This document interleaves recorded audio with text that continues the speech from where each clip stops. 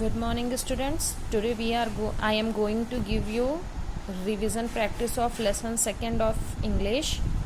So in exams you will be given multiple choice question. आपको multiple choice question दिए जाएंगे, उनमें से आपको राइट आंसर को चूज़ करना रहेगा. तो मैंने कुछ एग्जाम्पल के लिए कुछ क्वेश्चंस लेसन 2 के बनाए हैं और आपको उसका रिवीजन दे रही हूँ. फर्स्ट क्वेश्चन है मॉली सैट डाउन. मॉली बैठ गई, देन ब्लैंक, क्या करते हुए बैठ गई, क्राइंग या स्माइलिंग. आपने अपनी बुक में पढ़ा होगा फिल इन द ब्लैंक्स में, तो बस आपको राइट आंसर जो आप लिखते थे ना यहाँ पे आपको चूज़ करना है.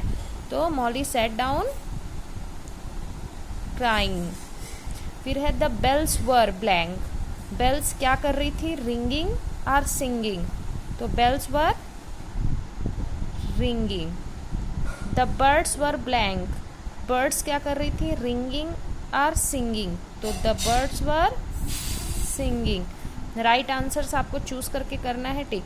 फिर why was Molly crying. Molly क्यों रो रही थी, for her friends, for her doll. किस चीज़ के लिए रो रही थी, for her friends. Why does the poet call mall a silly girl. Poet ने मॉल को सिली गर्ल क्यों कहा था, because she was dancing and shouting, क्योंकि वो नाच रही थी और चिल्ला रही थी. Because she was saying and sobbing, क्योंकि वो कराह रही थी, रो रही थी, बहुत ज़्यादा सिसक रही थी. किस वजह से कहा था.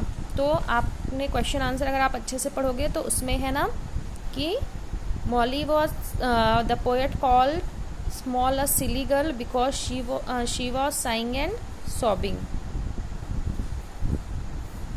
फिर है ब्लैंक मैन, और ऑप्शन में दिया है ए या एन. अब आपको बताना है मैन के आगे क्या लगेगा. आप देख रहे हो मैन में फर्स्ट लेटर एम है और हम इसको पढ़ते हैं मैन. मैन बोलते टाइम उच्चारण के समय म शब्द आ रहा है, तो म व्यंजन है यानी कॉन्सोनेंट, और कॉन्सोनेंट के आगे हमेशा ए लगता है. कभी भी स्पेलिंग के हिसाब से आपको ए या एन नहीं लगाना है, हमेशा प्रोनाउंसिएशन के आधार पर यानी उच्चारण के आधार पर ए या एन लगाना है. फिर है ब्लैंक इंजन. यहाँ लिखा है ब्लैंक इंजन. इंजन बोलते हो ई, यहाँ फर्स्ट लेटर भी वॉवेल है और प्रोनाउंसिएशन भी वॉवेल आ रहा है, ई बोल रहे हो. तो जब प्रोनाउंसिएशन वॉवेल का है तो किसी भी वॉवेल के पहले एन लगता है. फिर है ब्लैंक डॉल. डॉल पढ़ते समय डॉल में ड आता है प्रोनाउंसिएशन के समय. ड क्या है, व्यंजन यानी कॉन्सोनेंट, तो हम क्या लगाएंगे उसके पहले, ए. अब देखिए नेक्स्ट क्वेश्चन है, मतलब मैंने इसमें कुछ एग्जांपल्स दिए हैं, ऐसे ही अदर ज़रूरी नहीं कि आपको सेम आए, मिलते जुलते क्वेश्चंस आपके बुक से ही आएंगे, इसलिए आपको पोएम भी बार बार पढ़नी है और एक्सरसाइज भी कई बार पढ़ना है. फिर है आई स्टे हियर. मैं यहाँ रहता हूँ. Find out the similar meaning of stay. Similar meaning मतलब एक समान अर्थ, समान अर्थ वाला. Play and live. प्ले मतलब होता है खेलना, लिव मतलब होता है रहना. आई स्टे हियर का मतलब है मैं यहाँ रहता हूँ. स्टे मीन्स भी रहना, लिव मीन्स भी रहना. तो इसकी सिमिलर मीनिंग क्या हो जाती है, लिव. ये आपके बुक में एक्सरसाइज में सब कुछ दिया हुआ है, कुछ भी बाहर का नहीं है. The elephant is huge. Elephant बहुत बड़ा होता है, तो सिनोनिम ऑफ ह्यूज. सिनोनिम का मतलब भी होता है सिमिलर मीनिंग यानी समानार्थक. तो ह्यूज का समानार्थी शब्द क्या होता है, ह्यूज मतलब बहुत बड़ा. अब यहाँ 2 शब्द दिए हैं, लार्ज और स्मॉल, तो इसमें से बड़ा का अर्थ कौन सा वर्ड देता है, लार्ज देता है, तो हम लार्ज को राइट टिक कर देंगे. फिर है will you buy this shirt. क्या तुम यह शर्ट खरीदोगे. Choose the same meaning of the bye.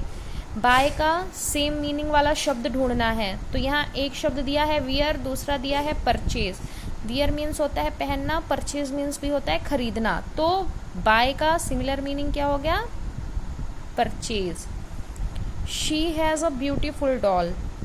उसके पास एक सुंदर सी डॉल है. What is the synonym of beautiful. मैंने सिनोनिम का मतलब बताया था समानार्थक, एक समान. Synonym means similar meaning, same meaning. तो ब्यूटीफुल मतलब होता है सुंदर. अब यहाँ 2 शब्द दिए हैं, प्रिटी एंड पेल. तो प्रिटी मतलब भी सुंदर होता है, पेल मतलब होता है फीका. तो क्या होगा ब्यूटीफुल का similar meaning? Pretty. He shuts the door. In this sentence shuts mean वह दरवाज़ा बंद करता है। शट्स मीन्स बंद करना। तो यहाँ पे जो दो वर्ड्स दिए हैं इनमें से शट्स का सेम मीनिंग क्या है? शट्स का मतलब क्या होता है? ओपन। ओपन मतलब खोलना, क्लोजेस यानी बंद करना। शट्स मीन्स भी बंद करना, क्लोजेस मीन्स भी बंद करना। तो सेम मीनिंग हमने चूज कर दी। फिर है who is the writer of the poem all the bells were ringing. आपका जो लेसन 2 है all the bells were ringing, उसकी राइटर कौन है? इन दोनों में से किसने पोयम लिखी है? पहला नाम है क्रिस्टीना रोस्टी, दूसरा एमिली डिकिंसन। तो अगर आप बुक में देखेंगे तो बुक में पोयम के बाद नीले कलर के, ब्लू कलर के वर्ड्स में नीचे राइटर का नेम दिया हुआ है।